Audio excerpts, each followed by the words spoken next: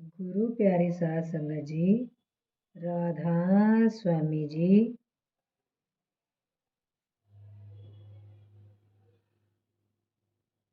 सन 1911 में जब हजूर जी ने डेरे में आकर सत्संग शुरू किया, उस समय सत्संगियों की संख्या बहुत थोड़ी थी। बाबा जी महाराज जी ने लगभग 2400 जीवों को नामदान दिया था।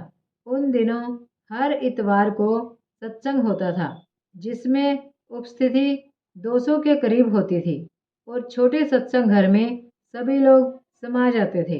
लेकिन हजूर जी के सत्संग शुरू करने के कुछ समय बाद सत्संग में दिन दुगनी और रात चौगुनी तरक्की शुरू हो गई। सत्संगियों की संख्या बढ़ती गई और छोटे सत्संग घर में सबके बैठने की जगह ना रही। इसलिए उस सत्संग घर के बाहर पश्चिम की ओर के मैदान में सत्संग का प्रबंध किया जाने लगा। परंतु कुछ ही समय बाद ये जगह भी कम पड़ने लगी।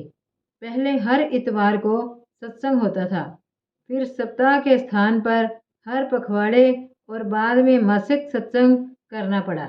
इस सत्संग में धीरे धीरे 40-50 हजार की हाजिरी होने लगी।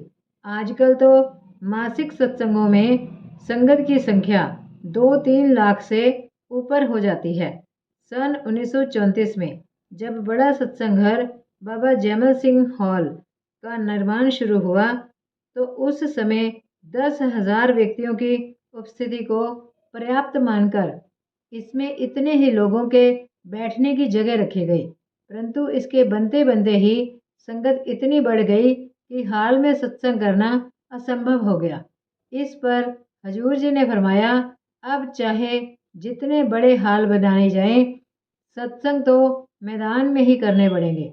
जैसे जैसे संगत बढ़ने लगी, कुछ रूढ़िवादी लोगों में घबराहट फैलने लगी। सत्संग के इस प्रबल प्रवाह को रोकने के लिए उन्होंने आलोचना, सत्संग के विरुद्ध प्रचार आदि शुरू किया, परंतु इसका कोई असर ना हुआ।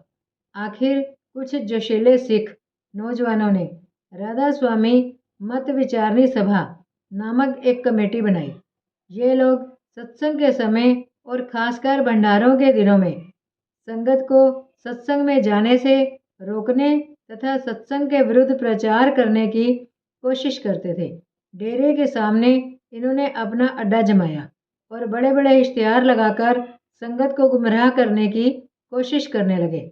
सतगुरु तथा संतों के निर्मल रूहानी संदेश के विरुद्ध जोशीले तथा कटुता भरे भाषण और नारे लगाना आरंभ कर दिया। परंतु इसका कोई असर न होने पर उन्होंने ठीक सत्संग के समय कबड्डी तथा कुश्तियां खेलना शुरू किया। संगत ने हजूर महाराज जी से अर्ज की कि इन लोगों की कार्यवाही बर्दाश्त से बाहर होती जा रही है। इस पर हजूर जी ने फरमाया कि सब्र और धीरज से काम लो, इन लोगों के कार्य में कोई बाधा ना डालो, अपना ख्याल सत्संग और अभ्यास की ओर रखो। साथ ही हजूर जी ने आदेश दिया कि इन लोगों में से जो भी लंगर में खाना खाने आए, उसे प्रेम के साथ भोजन कराया जाए तथा सत्संग में आने से उन्हें ना रोका जाए। भोजन के लिए और कोई स्थान न होने के कारण आंदोलनकर्ता लंगर में खाना खाते। सेवादारों के प्रेम और सेवा की भावना, लंगर में मुफ्त भोजन की व्यवस्था, सत्संगियों के आपसी प्रेम आदि से प्रभावित होकर वे सत्संग में भी आने लगे। हजूर जी के सरल व स्पष्ट सत्संगों के द्वारा गुरबानी का वास्तविक अर्थ समझने पर उनमें से कई नाम लेकर सत्संगी बनने लगे। कुश्ती, कबड्डी आदि देखने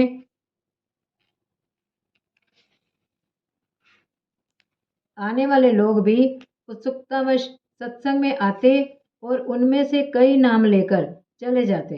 धीरे धीरे विरोध समाप्त हो गया और आंदोलन करने वालों ने उल्टा असर होते देखकर अपना आंदोलन बंद कर दिया। कुछ समय बाद इस आंदोलन के प्रबंधक हजूर जी की सहनशीलता, प्रेम और प्रभावशाली व्यक्तित्व से प्रभावित होकर हजूर जी के चरणों में आए और अपने व्यवहार के लिए क्षमा मांगी।